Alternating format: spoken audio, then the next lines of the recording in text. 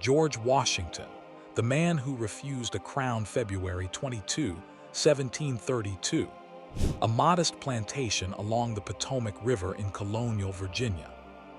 In a world of kings and emperors, where power was inherited and held for life, a child was born who would one day become the most powerful man in the Western world, and then willingly walk away. This is the story of George Washington, a story of early tragedy and relentless ambition, of military disasters and impossible triumphs, of a man who could have been king but chose democracy instead. His life would be marked by devastating loss, crippling insecurity, and physical suffering. He would lose more battles than he won. He would endure betrayal, slander, and the weight of a nation's survival on his shoulders. Yet through it all, he would develop the character, judgment, and moral authority that would make him the father of a nation. This is not just the story of a president. This is the story of a man who showed that true greatness lies not in seizing power, but in knowing when to surrender it. That honor and duty can triumph over ambition and ego. This is the story of George Washington. Early years. George Washington was born on February 22, 1732, at Pope's Creek Plantation in Westmoreland County, Virginia, to Augustine Washington and his second wife, Mary Ball Washington. His father, Augustine, was a moderately prosperous planter and iron manufacturer, a man of some means but far from the Virginia elite. His mother, Mary Ball, was a strong-willed woman who had been orphaned by age 12 and raised by relatives. Young George had two older half-brothers from his father's first marriage, Lawrence and Augustine Jr., and would eventually have 5 younger siblings. The Washington family was respectable but not aristocratic. They were middling gentry in a colony dominated by wealthy tobacco planters.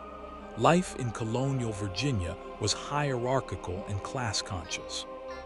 The great families, the Carters, the Lees, the Randolphs, owned vast estates and wielded enormous power. The Washingtons were several rungs below that elite tier. Young George would always feel the sting of that social inferiority, and it would drive his ambitions for the rest of his life. When George was 6 years old, in 1738, the family moved to Ferry Farm, a 280-acre plantation across the Rappahannock River from Fredericksburg, Virginia. Here, George spent his formative years working the land, learning to ride horses, and dreaming of something more than the life of a middling planter. Then, in April 1743, tragedy struck. Augustine Washington died suddenly at age 49. George was just 11 years old. His father's death changed everything. Under Virginia law, the bulk of Augustine's estate went to George's older half-brothers. Lawrence inherited the fine estate on the Potomac River, later named Mount Vernon, while George received Ferry Farm and a few slaves. But Ferry Farm came with a condition. It would be held in trust until George turned 21, and in the meantime, it would be managed by his mother. Mary Ball Washington was now a widow with 5 young children to raise. She was determined, frugal, and fiercely independent, but also controlling and difficult. George's relationship with his mother would be complicated and strained for his entire life. She was demanding and never satisfied, constantly complaining about money and claiming poverty even when George tried to support her. With his father gone, George looked to his older half-brother Lawrence as a mentor and father figure. Lawrence had served as an officer in the British Army and had married into one of Virginia's most prominent families, the Fairfaxes. Through Lawrence, young George was introduced to a world of wealth, refinement, and opportunity that his own immediate family could not provide. George's formal education was minimal. Unlike the sons of Virginia's elite, who were sent to England for schooling, George received only basic instruction in reading, writing, and mathematics. He never attended college. He never learned Latin or Greek. He would always be self-conscious about his lack of classical education, a gap that would haunt him in the company of more learned men. But what George lacked in formal schooling, he made up for in practical skills. He became an excellent horseman, a skilled surveyor, and a young man of impressive physical presence. By his mid-teens, he stood over 6 feet tall, towering over most men of his era, with broad shoulders, large hands, and a commanding presence. At 16, George became a professional surveyor, traveling into the Virginia wilderness to map land claims. It was dangerous, physically demanding work, but it paid well and gave Washington first-hand knowledge of the frontier. More importantly, it brought him into contact with wealthy landowners who would become his patrons. Through the Fairfax family, Washington gained access to Virginia's highest social circles. He learned the manners of a gentleman, the art of conversation, and the importance of reputation. He also developed a fierce ambition to rise in the world, to overcome the circumstances of his birth and make a name for himself. But in 1751, tragedy struck again. Lawrence Washington fell ill with tuberculosis. Desperate for a cure, Lawrence decided to travel to the warm climate of Barbados in the Caribbean, and he asked George to accompany him. It was during this voyage that 19-year-old George contracted smallpox. The disease was one of the deadliest killers of the 18th century, and Washington was fortunate to survive. He spent nearly a month battling the illness, enduring high fevers, excruciating pain, and pustules that covered his body. He recovered, but the disease left permanent scars on his face, subtle pockmarks that would mark him for life. Tragically, the trip to Barbados did not save Lawrence.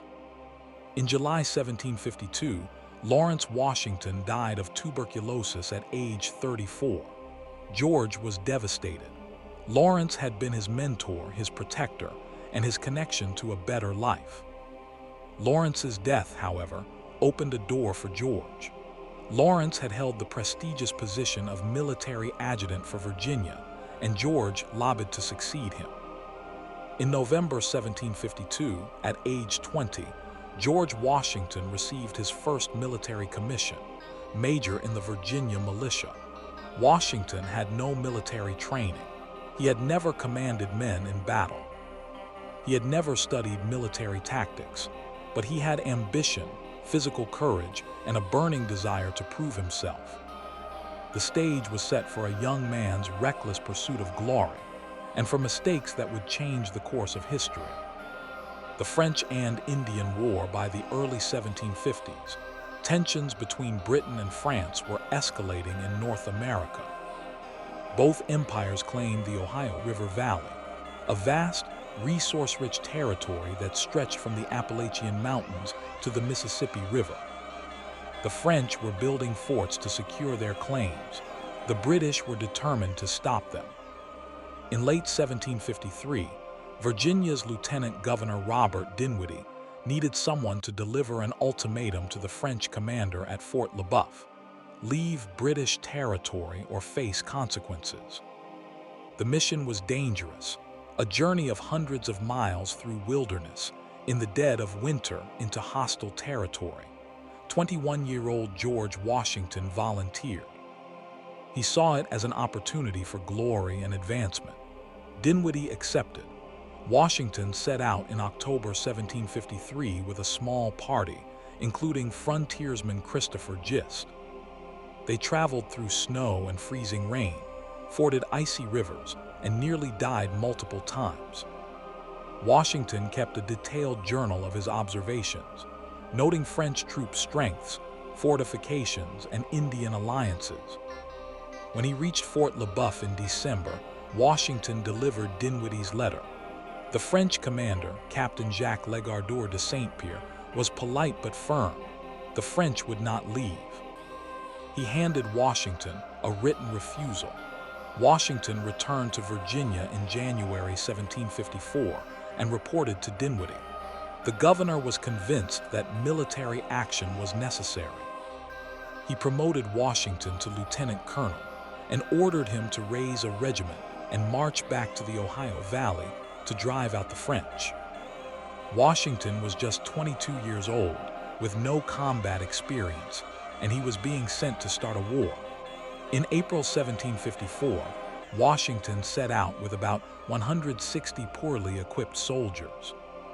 His mission was to reach the forks of the Ohio River, where Pittsburgh stands today, and protect a British fort under construction. But before he arrived, the French captured the fort and renamed it Fort Duquesne. Washington pressed on. On May 28, 1754, in a place called Jumonville Glen, Washington's men, along with Iroquois allies led by a chief named Tanacharison, ambushed a French scouting party. The skirmish lasted only 15 minutes. 10 Frenchmen were killed, including their leader, Ensign Joseph Coulon de Villiers de Jumonville. 21 were taken prisoner. The French insisted that Jumonville had been on a diplomatic mission, essentially the same mission Washington himself had undertaken the previous year. Washington insisted the French were spies. The truth remains unclear, but the consequences were immediate. Washington had just fired the first shots of what would become the 7 Years' War, a global conflict that would kill over 1 million people and reshape the balance of power in Europe, North America, and India. Expecting French retaliation, Washington fell back to a hastily constructed fort in a meadow called Great Meadows. He named it Fort Necessity. The location was poorly chosen, surrounded by wooded hills that gave enemy forces a commanding position. On July 3, 1754, a force of 600 French soldiers and Indians attacked Fort Necessity. It rained all day, the trenches filled with water, the powder got wet. Washington's men were sitting ducks. After 8 hours of bombardment, the French offered terms. Washington, with 1/3 of his men dead or wounded, agreed to surrender. He signed a document written in French, a language he did not speak. His interpreter, Jacob Van Braam, mistranslated a critical clause. Washington believed he was admitting to Jumonville's death. The French word was l'assassinat, assassination. When the document was published, Washington was humiliated. He had admitted, however unintentionally, to murdering an ambassador. It was an international scandal. The British government was mortified. Washington resigned his commission in October 1754 and returned to Mount Vernon, disgraced. But Washington would get a second chance. In 1755, the British sent General Edward Braddock to Virginia with 2 regiments of regular soldiers to capture Fort Duquesne. Braddock offered Washington a position on his staff. Washington accepted eagerly, hoping to learn from a professional British officer. The Braddock expedition was a disaster. On July 9, 1755, near the Monongahela River, Braddock's army was ambushed by French and Indian forces. The British regulars broke and ran. Braddock was mortally wounded. Washington, though suffering from dysentery and barely able to sit on his horse, helped organize the retreat. He had 2 horses shot out from under him. 4 bullets tore through his coat. Yet he survived without a scratch. Braddock died of his wounds and Washington buried him under the road. The expedition collapsed, but Washington's courage under fire earned him praise. He was appointed commander of the Virginia Regiment and tasked with defending the colony's western frontier. For the next 3 years, Washington struggled with impossible challenges. He commanded undisciplined militiamen. He had inadequate supplies. He fought a guerrilla war against French-allied Indians who raided settlements and disappeared into the forest. He built a string of small forts that proved woefully inadequate. Washington learned hard lessons during these years: the importance of discipline, the value of supply lines, the necessity of patience. He also learned the limits of his own authority and the contempt that British regular officers felt for colonial soldiers. In 1758, Washington participated in the Forbes expedition, a massive British campaign to capture Fort Duquesne. This time, the British succeeded, though not through battle. As British forces approached, the French commander abandoned and burned the fort. On November 24, 1758, Washington entered the smoking ruins of Fort Duquesne. The war in the Ohio Valley was over. Washington resigned his commission in December 1758. He was 26 years old. He had fought for 5 years, endured hardship and danger, and earned a reputation for bravery. But he had also learned a bitter truth. The British would never give him the regular army commission he craved. He would never be their equal. It was time for a new chapter. Marriage and Mount Vernon on January 6, 1759. George Washington married Martha Dandridge Custis, a wealthy widow with 2 young children. Martha was 27 years old, petite, charming, and one of the richest women in Virginia. Her first husband, Daniel Parke Custis, had died in 1757, leaving her with an enormous estate, nearly 18,000 acres of land, 300 enslaved people, and vast wealth. Martha had already suffered profound loss. Of her 4 children with Daniel Custis, only 2 had survived. John Parke Custis, called Jackie, and Martha Parke Custis, called Patsy. Her other 2 children had died in early childhood. George and Martha's marriage was based on mutual respect and affection, though it is unlikely that it was a great romantic passion. Martha was practical, organized, and capable, the perfect partner for an ambitious man. George gained not only a wife, but also enormous wealth and social standing. But there was one sorrow that would shadow their marriage forever. George and Martha Washington would never have biological children together. Historians believe that Washington was likely rendered sterile by the smallpox infection he suffered in Barbados, or by other illnesses during his youth. Martha, who had borne 4 children with her first husband, was clearly fertile. The inability to father his own children was a private grief that Washington rarely mentioned, but it must have weighed on him deeply. Instead, Washington threw himself into the role of stepfather. He raised Jackie and Patsy as his own, lavishing affection on them and managing their vast inheritance.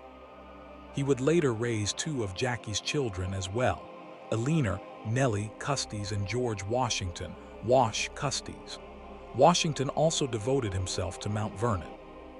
Through Martha's wealth and his own acquisitions, Washington expanded the estate to over 8,000 acres, making it one of the most productive plantations in Virginia. He experimented with crop rotation, introduced new farming techniques, and managed a complex operation that included 5 separate farms. Like nearly all Virginia planters, Washington's wealth was built on the labor of enslaved people. By the 1770s, over 300 enslaved men, women, and children lived and worked at Mount Vernon. Washington profited from their labor, bought and sold human beings, and enforced the brutal system of slavery. Yet Washington's views on slavery evolved over time. He grew increasingly uncomfortable with the institution, recognizing its moral evil even as he participated in it. Late in life, he would take the extraordinary step of freeing the enslaved people he owned in his will, making him the only major founding father to do so. For 16 years, from 1759 to 1775, Washington lived the life of a Virginia gentleman. He served in the Virginia House of Burgesses, managed Mount Vernon, and built his reputation as one of the colony's leading citizens. But across the Atlantic, tensions between Britain and its American colonies were escalating. Britain imposed new taxes to pay for the French and Indian War. Colonists protested. British soldiers fired on civilians in Boston. Tea was dumped into Boston Harbor. By 1774, war seemed inevitable. And when the First Continental Congress convened in Philadelphia in September 1774, George Washington attended as a delegate from Virginia, wearing his old military uniform. It was a symbolic statement. Washington was ready to fight again. The Revolutionary War on April 19, 1775, British soldiers and colonial militiamen exchanged fire at Lexington and Concord, Massachusetts. The American Revolution had begun. In May 1775, the Second Continental Congress convened in Philadelphia to coordinate the colonial response.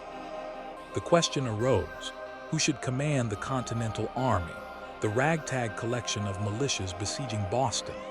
George Washington was not the obvious choice. There were more experienced military leaders. But Washington had several advantages. He was from Virginia, the largest and most powerful colony. He was wealthy and respected, and he looked the part, tall, dignified, and commanding. On June 15, 1775, the Continental Congress unanimously elected George Washington as Commander-in-Chief of the Continental Army. He accepted with humility, refusing to accept a salary beyond expenses. Washington rode to Boston and took command in July 1775. What he found shocked him: an army that was barely an army at all. The men lacked uniforms, discipline, and supplies. Officers were elected by their men and had little authority. Enlistments were short-term, meaning soldiers could leave whenever they wished.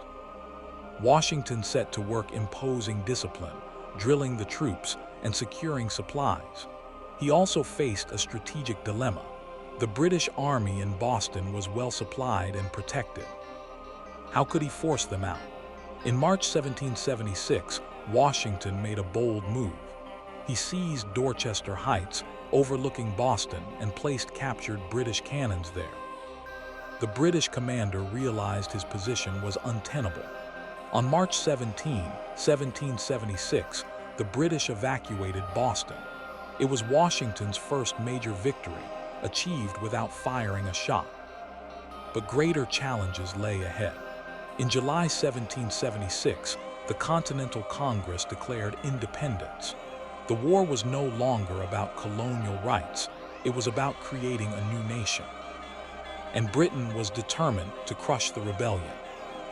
In August 1776, British General William Howe landed an army of over 30,000 soldiers on Staten Island, the largest military force ever assembled in North America. Washington had fewer than 20,000 poorly trained men.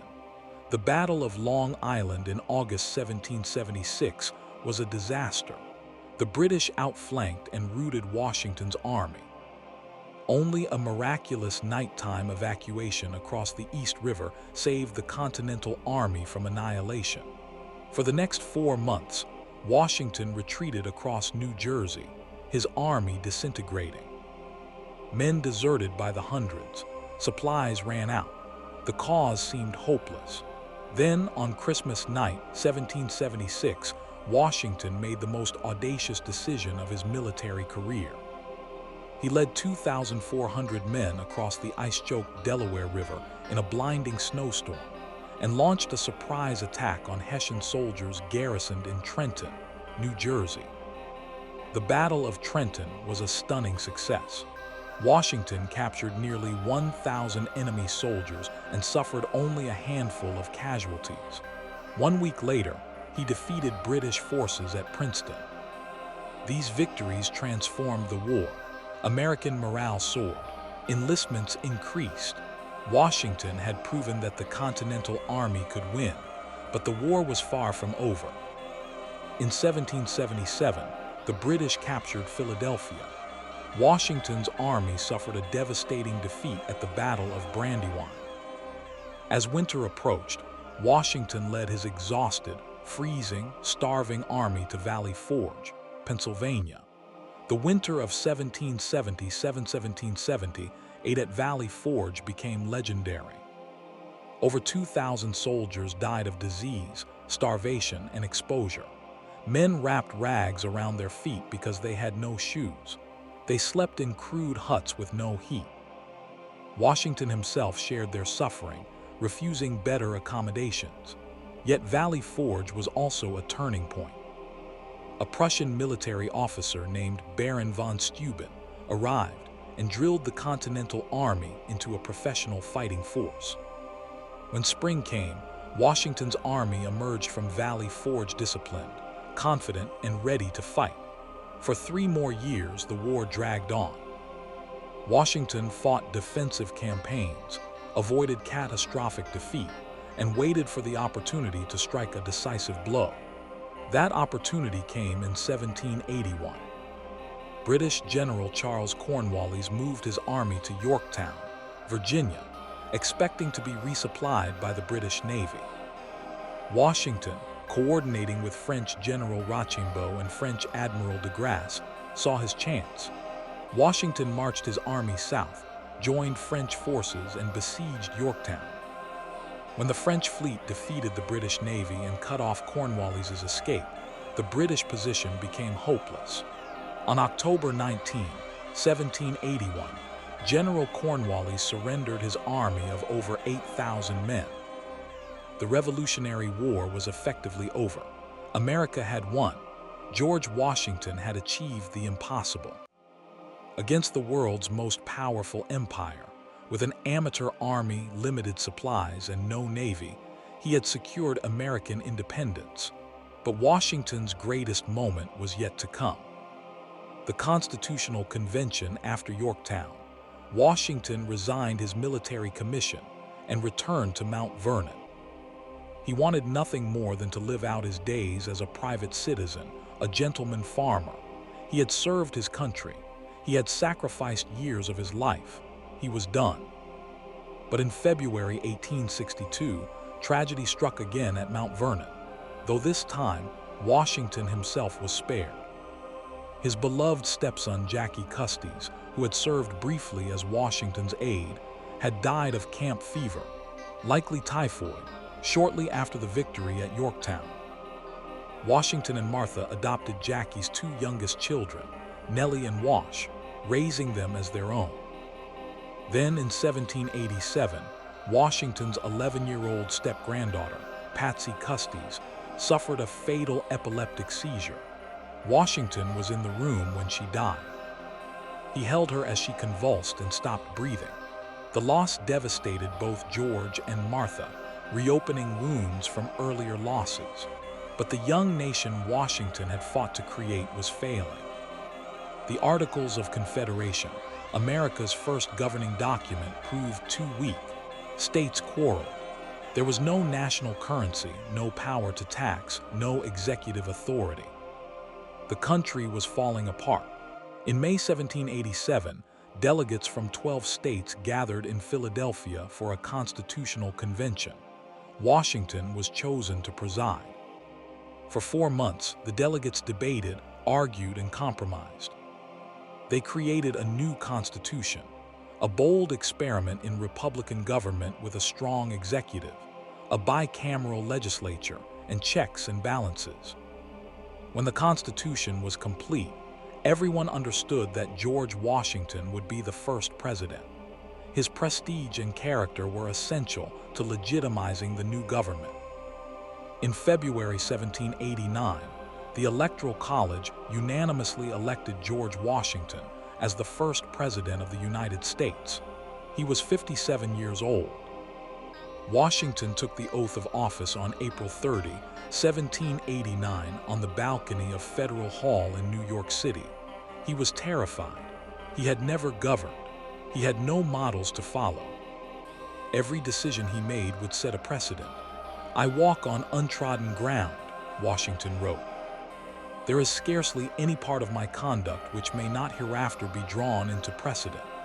The presidency, as president, George Washington faced challenges that would have broken lesser men.